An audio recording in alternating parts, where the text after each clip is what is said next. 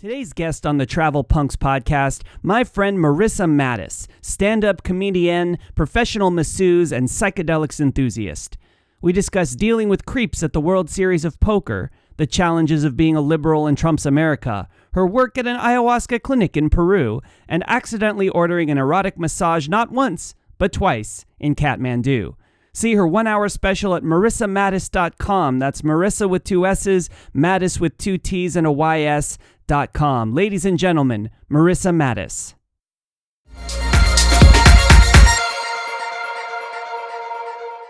About the clinky of your necklace, or hiding your mic. Well, now I am. Hold on. All right, cheers. Salud. Salud. Again, Marissa Mattys in her very first podcast. That's How me. the hell did I get so fortunate? How fortunate am I even? Are you going to fuck with me? Probably. All right, good. A touch. Good answer. Yeah. Good answer. So Thanks you're for based having out, no problem. You're based out of Telluride, Colorado. I am. A small hamlet in the mountains, if memory serves. I've never been, but they have a good film festival, if I heard Three correctly. film festivals. Well, now you're just showing off. I know. It's not a competition, Marissa. I am a bragger, though. Yeah, you are. Yeah. Just a little bit. Well, tell me about the film festivals. Have you been involved with them? I have. I work for the Documentary Film Festival at the start of summer. I travel around the world with them, hosting film screenings. They let me in the office for some reason. I'm their passes manager. Yeah, I still can't believe that either. I know, right? It's That would even make you responsible for who else gets in. yes. And yet I've never gotten in. There's so much red tape with this shit. Didn't know that you were asking to attend the festival. I didn't. I just expected you to read my mind. Okay, well, we'll work on that. I'm decent at that as well, but I didn't get that note. Yeah. So I want to hear more about this traveling of around the world. I didn't know you traveled around the world for the festival. I did know that you traveled to various parts of the U.S. In fact, whenever we check in with each other, you're always in Somewhere else. some far-flung destination. I mean, you've been in places that people don't go, like Vermont. Yeah, I was just in Vermont last week. Or one of the Dakotas. I've never been Dakota? to either Dakota. What the fuck? I know. They're missing out, man. I've been to both the They miss you. Carolinas.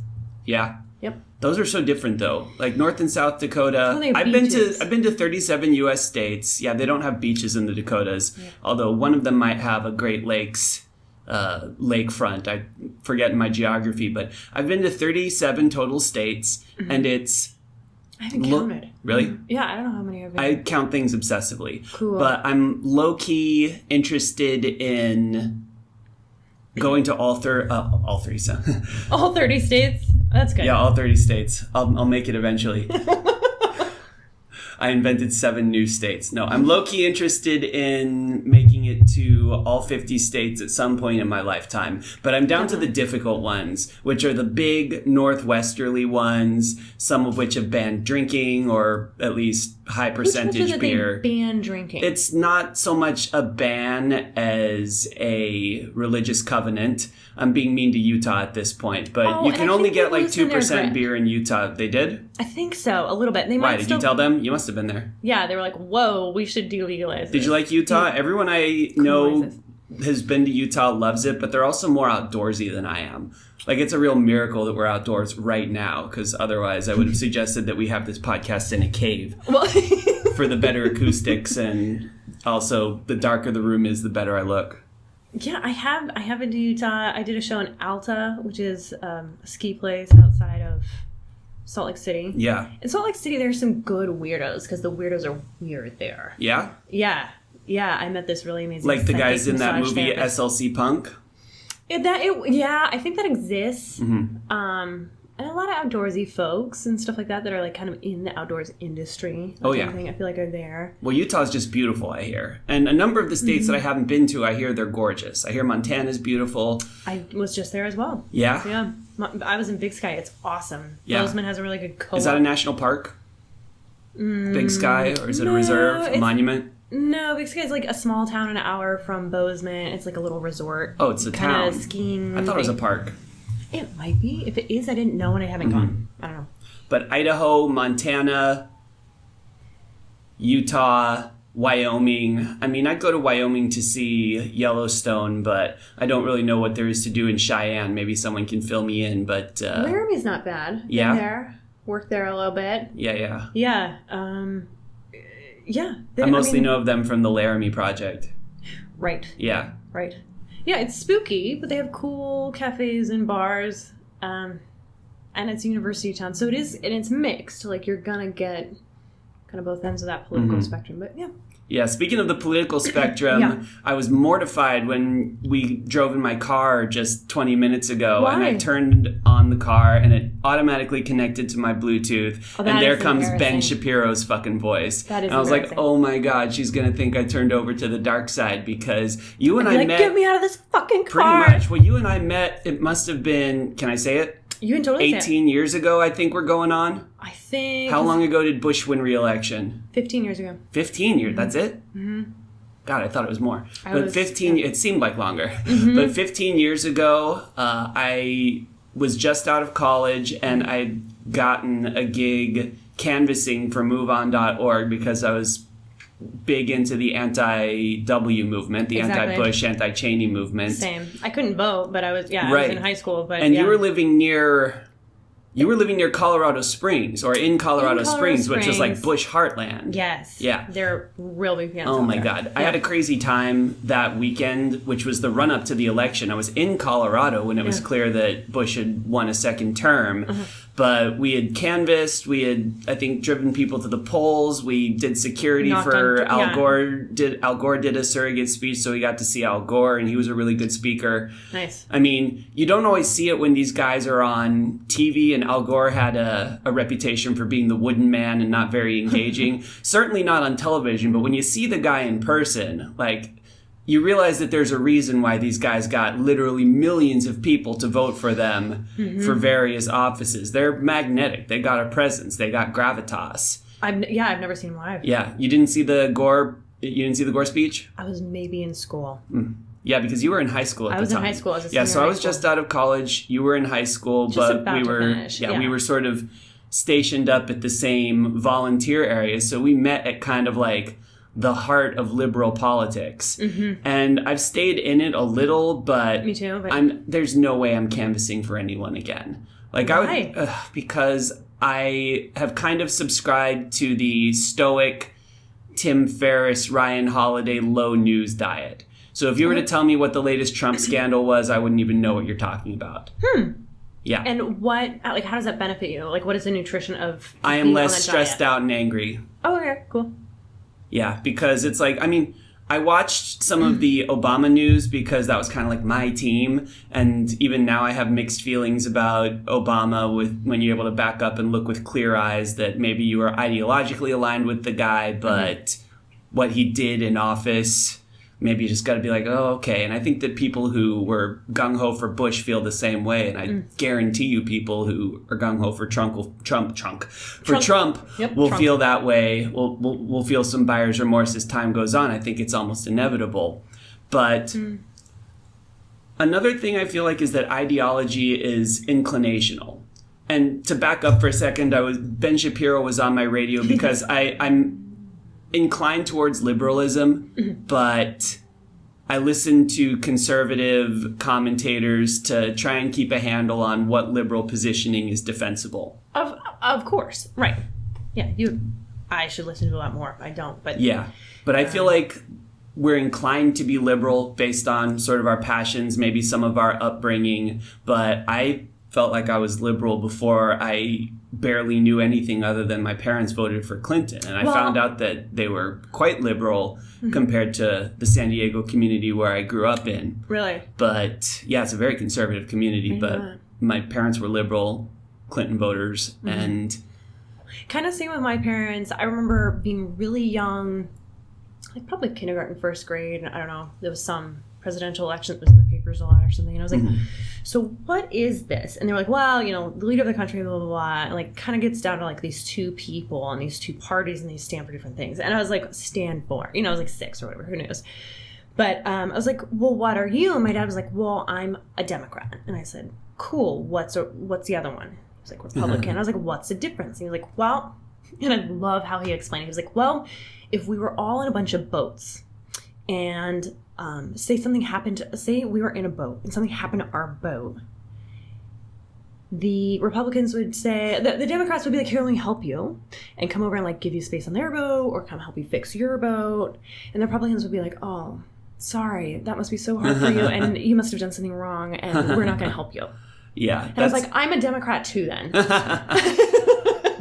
I think in a sense that's a harsh read, because do you really believe that a Republican would fail to stop a drowning person standing right in front of them? No. Yeah.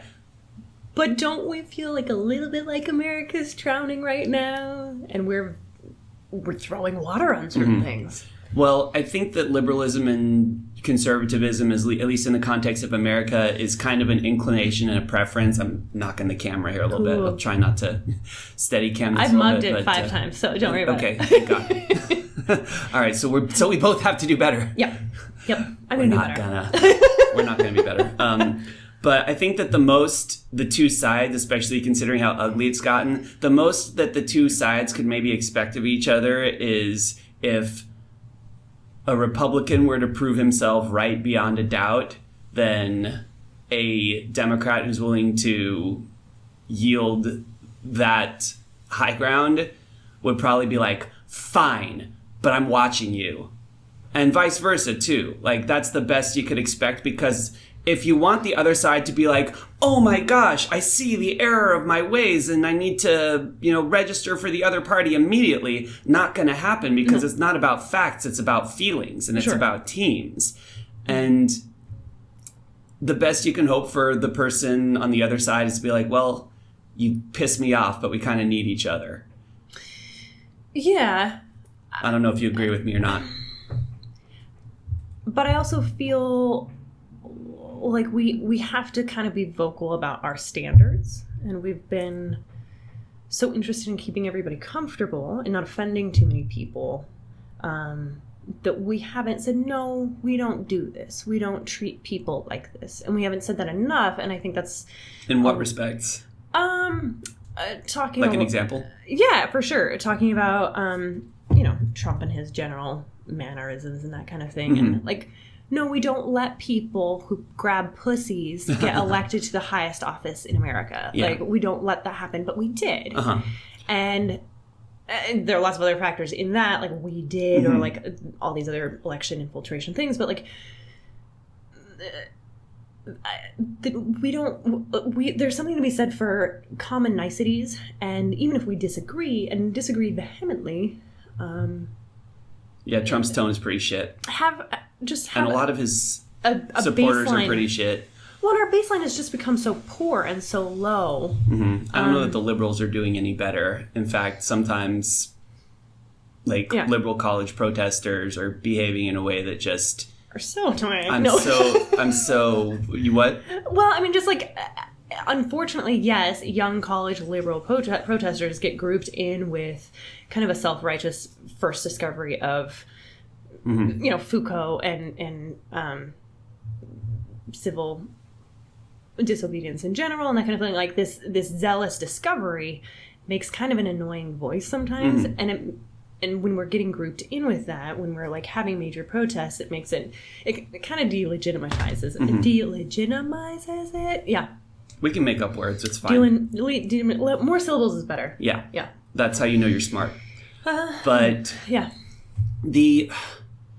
there's something to be said for young values, because they say you're more liberal when you're a kid and more conservative as you get older, and I can feel that, but there's something to be said about the childlike wisdom that lying is bad and stealing is bad and you should be nice to each other. Again, and that really gets lost. Baselines. Yeah.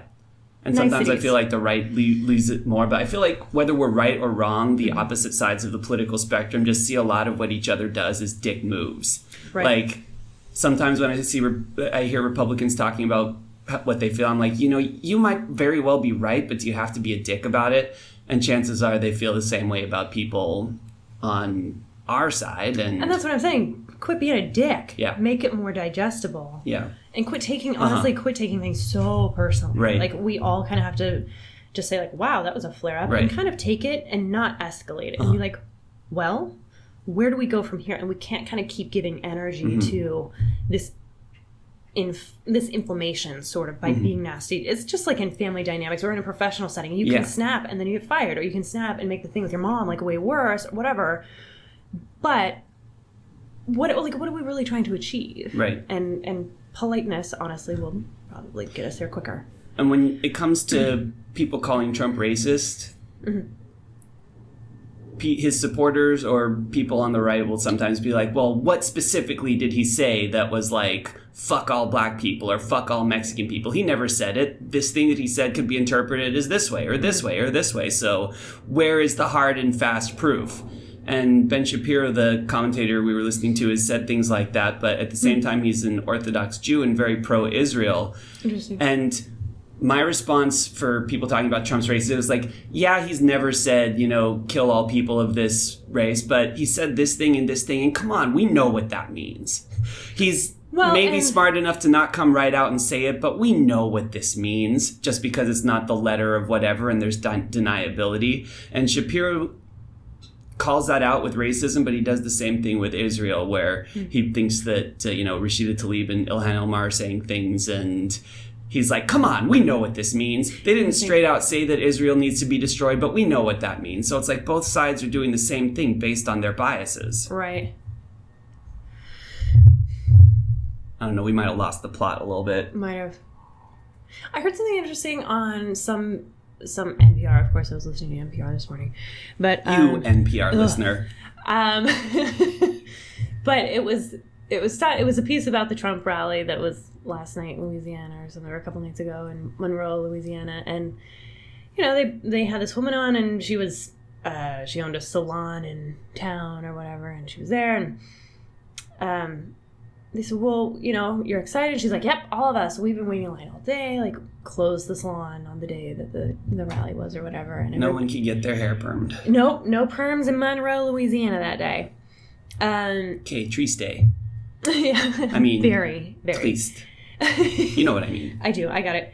But yeah, and she was just like, yeah, we're all pro-Trump, blah, blah, blah. What do you like? And she was like, well, I like that he's a little vulgar. And I'm like, no, that's not. I like vulgarity too, but we like it for different reasons. And also I think there's kind of I don't know, a lot of us have like a bad sense of humor, or our education has been Trump's not very funny. I think that whenever he gets a zinger off in a tweet, I think it was someone else who wrote it. Oh yeah, definitely. But I mean, who had if somebody can get the phone away from him? These are hypotheticals that I wonder about. It's like, if somebody's writing it and they can get away from him long enough to write for him, like, can we do it again? Yeah. I think there's some stat that he's tweeted more than like any other president has ever wrote, or maybe that's more than like the works of Melville or some weird stat like that. His tweets have surpassed. But I mean, every celebrity has people tweeting for them. Yeah, I wouldn't be surprised if that fact checked. Yeah. Yeah. But at 3 a.m., I think we're getting the real guy. Yeah. Yeah. Mm-hmm. No, but I was just fascinated because I was like, well, no. And it's a similar thing as being a comic. People find out that I'm a comic. We're just chatting in a bar or whatever.